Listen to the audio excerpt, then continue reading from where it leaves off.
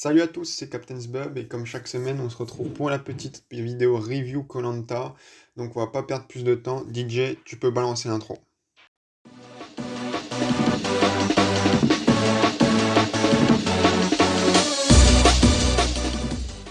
Et donc on se retrouve pour cet épisode 4 déjà, j'ai envie de dire, et comme les précédents, un très très bon épisode. Voilà, pour l'instant cette saison c'est un sans faute, j'ai envie de dire, et j'espère que ça va continuer.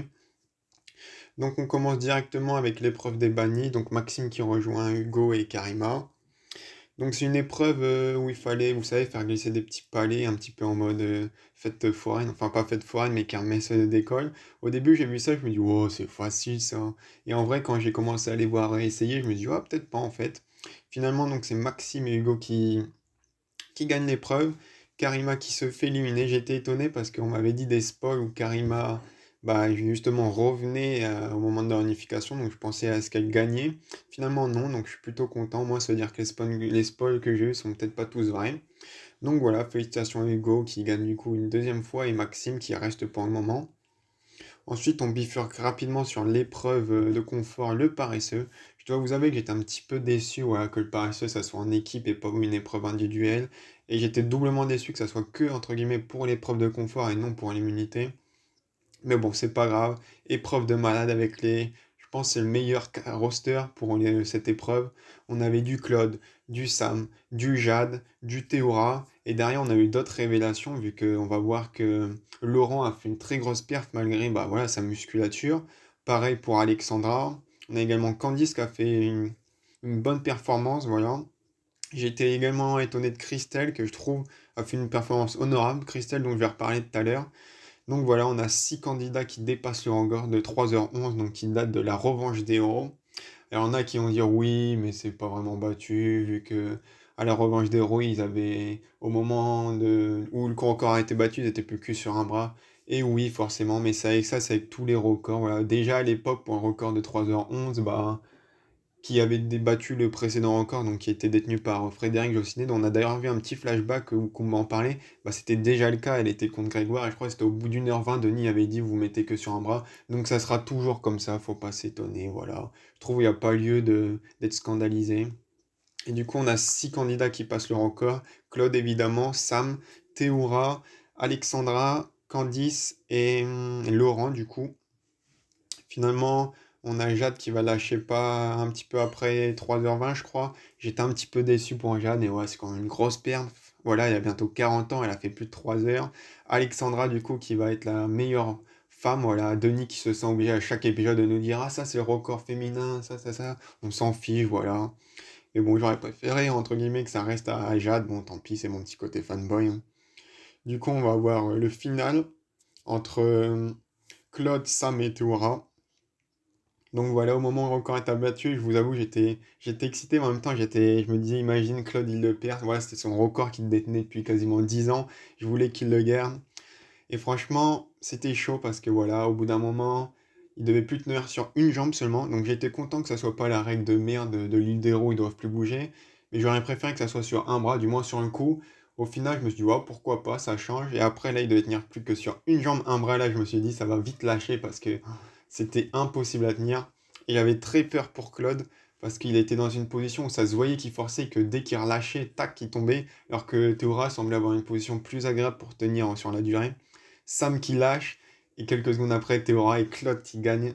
Franchement, je vous avoue, j'ai sauté de joie tellement que j'étais content, mais voilà, épreuve de malade mental. Du coup, la récompense était 1 kilo de riz. Voilà, on s'en doutait que la prod allait finir par leur donner du riz parce que ça se voyait comment ils étaient amaigris. On a vu des images d'Hugo, mais même Claude, ça se voit.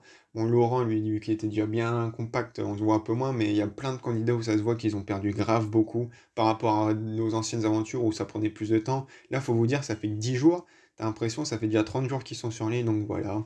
L'autre équipe a également du riz parce que voilà, ils ont battu le record. Bref, il fallait trouver une excuse pour donner du riz, voilà, c'est pas très grave. Ensuite, bah, l'épreuve d'humilité va assez rapidement s'enchaîner. On a eu très peu de temps entre les deux épreuves. Du coup, ça va être l'épreuve des pierres sous l'eau. Il faut ramener les pierres par relais, avec une petite subtilité à la fin où il y a un gros bloc à ramener de 120 kilos, je crois. Et voilà, du coup, c'est un petit peu la revanche de l'épreuve d'immunité précédente où les rouges avaient gagné. Cette fois-ci, c'est les jaunes avec, bah, du coup, Crystal qui m'a épaté, mais vraiment Crystal, c'est sans doute ma révélation de cette saison, celle où je n'en attendais rien. J'étais même un peu déçu de l'avoir dans le casting et je suis le plus surpris par elle. Elle a une très bonne vision stratégique du jeu qu'on connaissait pas pour elle. Voilà, dans les précédentes saisons, elle n'avait pas eu l'occasion peut-être de le montrer, mais là, ça se voit qu'elle comprend très très bien le jeu. Et même physiquement, malgré son âge, bah, elle est très bonne. Sur le paresseux, elle a fait presque une heure. Là, sur l'eau, quand je l'ai vue aller avec, je sais plus, si c'était avec Phil peut-être, où elle a plongé, bah, il s'est démerdé pour bouger le bloc de je sais pas combien de mètres, alors que voilà, c'était quand même lourd. Quand on voit que la performance de Clémentine à côté, et voilà. Et pareil, combat avec le finish contre Claude, c'était symbolique, en mode c'est les deux patrons de l'équipe qui finissent ça. Quand j'ai vu Claude et combat, je me suis dit, oh putain, combat, ça va pas aller loin, et finalement, il ramène victoire des jeunes qui ont le totem. Et du coup, conseil chez les rouges, et on va voir du coup si le girl power d'Alliance des Fils tient également sur ce camp. Et directement, on voit que c'est plus fragile, vu qu'évidemment, il y a Alexandra qui voilà, casse un peu les couilles avec son Loïc, vu que voilà, ils doivent se mettre d'accord sur un nom. Alexandra, évidemment, met son veto sur Loïc.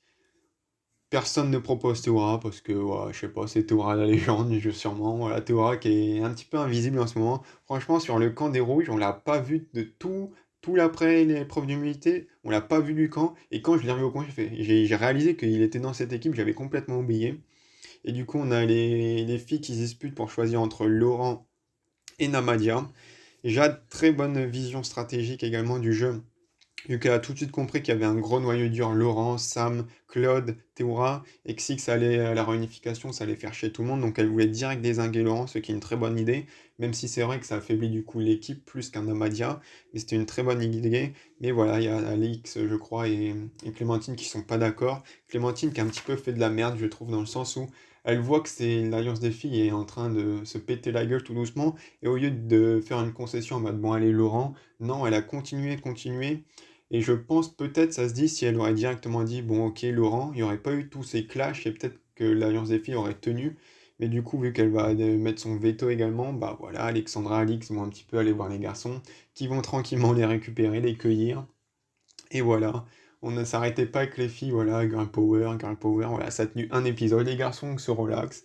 La différence entre les deux, c'est trop marrant, t'as les filles qui tout l'épisode, toute la fin d'épisode qui se prennent la tête pour un nom, les garçons ils se voient, ça dure 30 secondes, bon, on met Clémentine ce soir, allez, à plus les gars. Et voilà, c'est terminé. J'ai beaucoup aimé Alexandra également dans cet épisode, Alexandra qui fait une belle aventure, voilà, je la voyais pas aller loin, notamment car elle ne connaît pas beaucoup les autres candidats, qui eux se connaissent un petit peu d'autres saisons. Et pendant un moment, elle fait son petit bout de chemin tranquillou. J'ai également beaucoup aimé, voilà, évidemment, c'est ce qu'elle a dit, s'agissant de l'Alliance des filles, que voilà, si ça serait les mecs qui feraient ça, ils seraient traités de machos. On a d'ailleurs vu ça la saison précédente, mais là, vu que c'est les filles, bah, c'est normal, c'est pas grave. Donc, comme je l'ai dit, Clémentine qui a fait nimp, et du coup, il y a une petite scission avant le conseil où on a Clémentine et Jade qui sont encore fidèles à l'Alliance des filles, et Alix et Alexandra plus trop, même si Alix dit à Jade qu'elle va voter pour Laurent.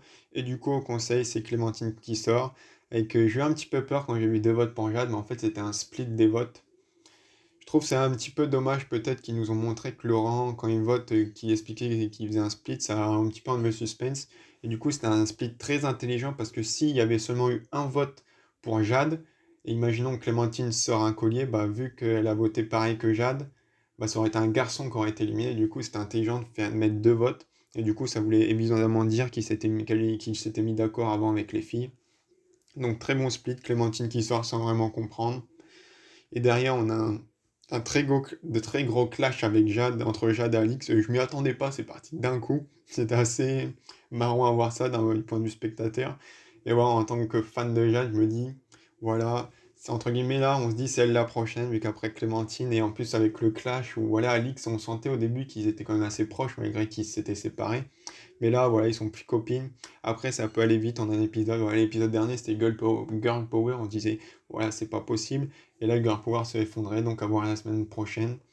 À mon avis, ça va un peu péter. On voit qu'il y a des. Dans le teaser, on voit qu'il y a un petit peu la merde chez les jeunes avec des gens qui veulent. Claude qui est menacé un petit peu, apparemment. Du coup, Clémentine qui va aller se fighter contre Maxime et Hugo. Et j'ai eu peur quand j'ai vu le teaser que je la voyais revenir. Je me disais, il y a quelqu'un qui s'est pété, qui s'est blessé, mais j'avais complètement oublié que c'était juste l'île des bannis. Donc voilà, globalement, c'est un très très bon épisode. Et voilà, je me demande qui va être éliminé la semaine prochaine parce que là, vraiment, il reste que des bons candidats, j'ai envie de dire. Même Namadia, voilà, pareil, c'est un petit peu le cristal pour les mecs. J'en attendais rien, j'étais même déçu de le voir. Et pour l'instant, il me fait une très très bonne impression, notamment au niveau de la compréhension du jeu et tout ça, la gestion des alliances et tout. Et puis même en interview, il est très très drôle. Donc voilà, j'ai hâte de voir ça. C'était un très très bon épisode. Je saurais pas dire par rapport aux autres quel est le meilleur, mais ils se valent tous. Pour l'instant, comme je l'ai dit en intro, c'est une saison qui est réussie pour moi. Il y en a qui vont gueuler parce que c'est le mardi et pas le vendredi. Moi, je m'en fous, n'importe quel jour c'est, je regarde koh. Donc voilà, hâte d'être à la semaine prochaine pour le 5e épisode. Et n'hésitez pas à me dire ce que vous en avez pensé dans les commentaires. Et je vous dis à la prochaine pour une prochaine vidéo. Bye bye!